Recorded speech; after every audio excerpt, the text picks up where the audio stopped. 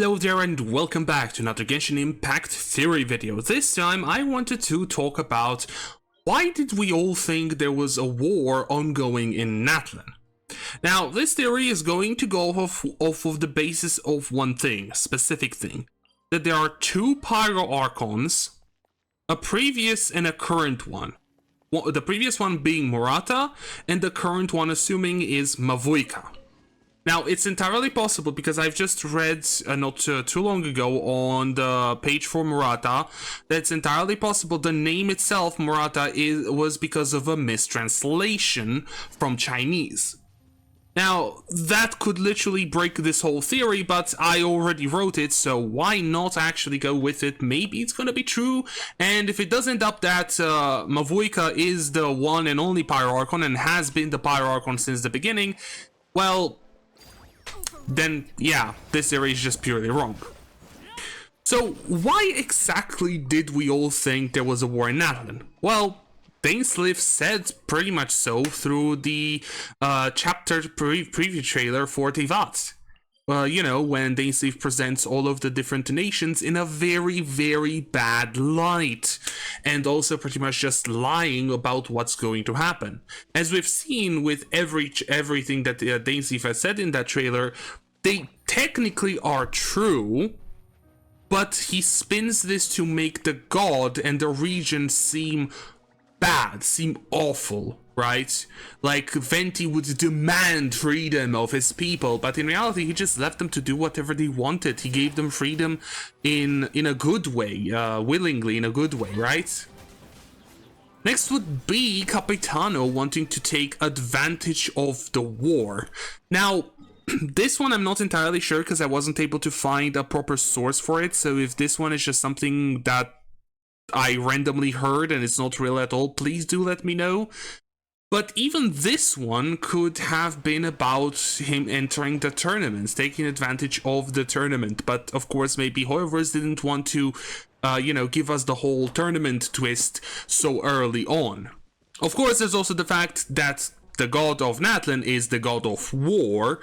But that doesn't necessarily mean that, you know, just because you're the god of war, you have to have the same warlike principles and fight all fighting and bloody war between the tribes. And I will talk about this duality in just a tiny bit. And the last piece that I came up with is the fact that Vanessa and her people, we've seen in the manga that they didn't know much about their own past, mainly because the elders wanted to pass down the art of combat within their offsprings while they were being nomadic and they traveled the plains. I'm not sure if the plains of Natlan or just generally speaking the Tevat. So why would the elders want to specifically hand over this knowledge, the knowledge of combat, to their future, to their children, rather than also talking about their culture of Natlan?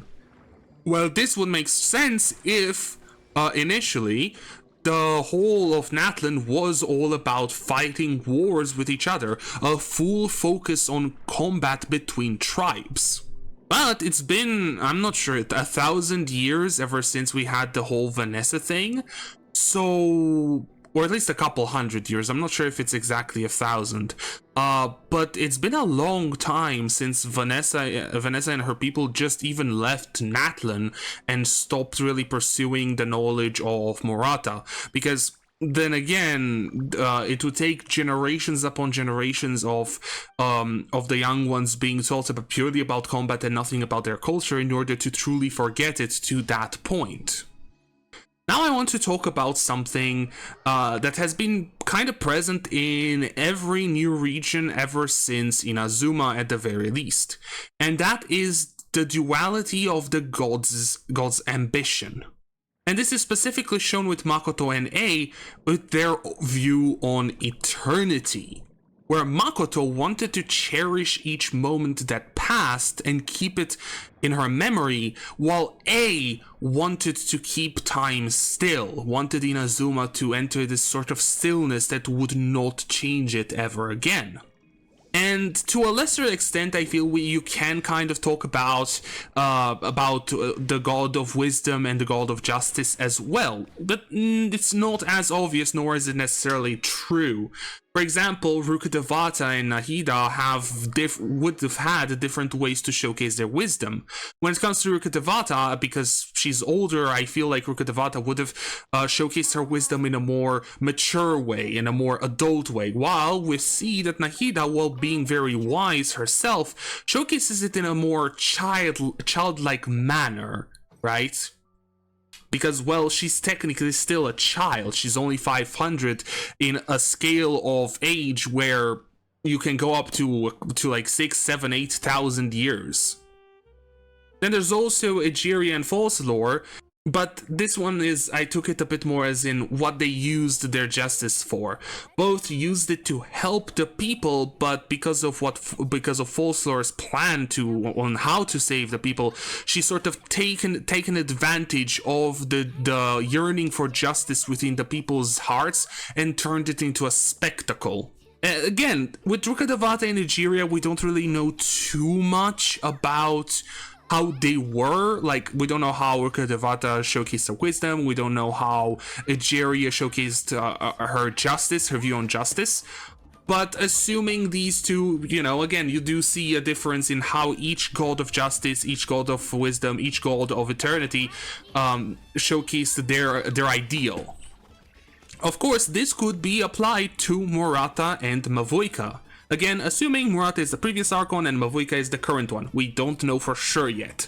And how they view war, or generally how they view the life of their people. It's entirely possible that during Murata's time, war was all they knew, and the tribes just were at odds with each other continuously and consistently because of differences within their beliefs or within the intercultural stuff between the tribes. Each tribe having its own culture and its own beliefs would put them at war with each other.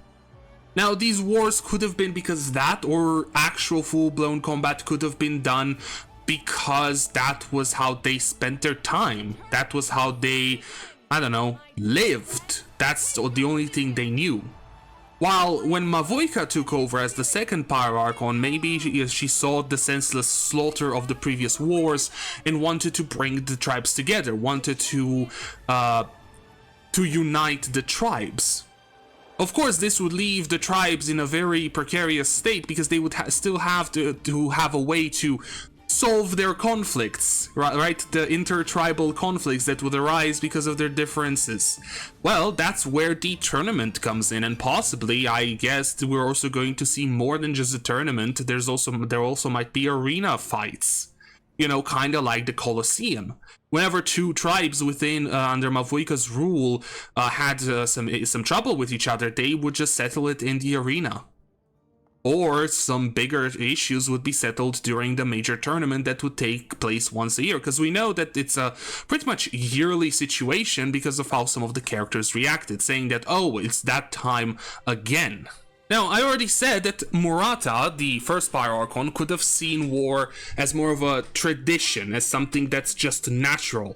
And that's why Vanessa's tribe, alongside what they, you know, had as culture, they also were taught the art of combat, and it was ingrained within, even, I could say, ingrained within their DNA, because we literally see in the manga how powerful Vanessa is, because she is part of the children of Murata and whatnot.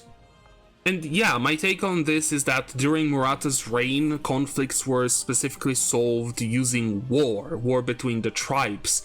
While during Mavoika's reign, her wanting to stop the senseless slaughter, she decided to create this arena and the tournament. Again, it's mostly speculation with the arena, because I don't think a bunch of bloodthirsty tribes would wait a year before they would fight again. But then again, in specific in like more modern takes on this, take for example the Purge, right? I haven't watched the movie, but from what I've heard, isn't it that crime has actually went down within the universe of the Purge because of that one day a year where they can senselessly slaughter each other? I'm not entirely certain of this. But if that's the case, maybe that was the logic that Mavuyka used when she created the tournament, if there's no like fights within the arena at any point in time. So in conclusion, we all thought war would be brewing in Natlan because of some context clues that could have just been wrong for all we know. Dainsleif usually, because of his hate for the gods, kinda lies, omits the truth. It's a omission of truth. The fact that, of course, Murata is the god of war and Natlan is the nation of war, you would all assume that it's going to have a focus on some form of war, and of course the way that Vanessa's people were when we saw them within the manga. But even with all of this, combat could still be a huge focus in Natlan, but now it's just done during the tournament or during those speculated arena fights. The difference between back then and modern Natlan would be the difference in how Murata and Mavuyka saw their people and how they saw the art of war. In the end, it could, as I said, just be a difference between how the archons see everything and how their ideals are showcased. But in reality, we won't really know for sure until we actually go through the story, and that's, I feel like, is the thing I'm most excited about, because we are slowly getting into the part of Genshin where we have to get big reveals, because we're 2 regions and Khaenri'ah, that's all we have left. We have Natlan, Snezhnaya, and Khaenri'ah, and depending on how long Khaenri'ah is going to be as a patch, as 7.x, or whatever it would be, well, we need to get the truths out there. Either way, I hope you did enjoy this video, and if you did, why not leave a like, comment, or even subscribe for more. I want to thank you guys for watching, and I hope to see you all in the next one.